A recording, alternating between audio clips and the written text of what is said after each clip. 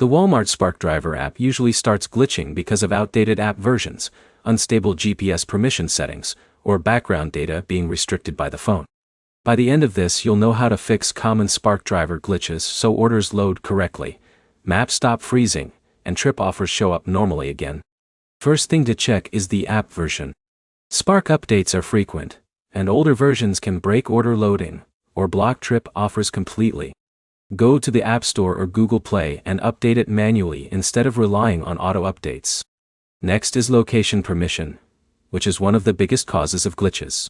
Spark needs always allow location access to track deliveries and show nearby orders.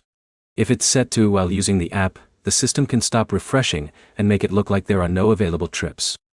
Go into your phone settings and switch location to always allow, then restart the app. Another common issue is battery optimization.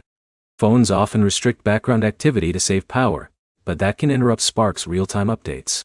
Turn off battery optimization for the Spark Driver app so it can run without being paused in the background. If the app is still freezing or not loading orders, clear the cache. On Android, go into Settings, Apps, Spark Driver, then clear cache. On iPhone, the equivalent fix is deleting and reinstalling the app to remove corrupted temporary data. Network issues also play a big role in glitches. Spark is sensitive to weak or switching connections. If you're on Wi-Fi, switch to mobile data and move to a stronger signal area before reopening the app. This often fixes stuck loading screens and missing order offers. Another fix that gets overlooked is logging out and back in. This refreshes your session token and forces the app to resync with Walmart's servers. If your dashboard looks stuck or empty, this step often brings everything back immediately.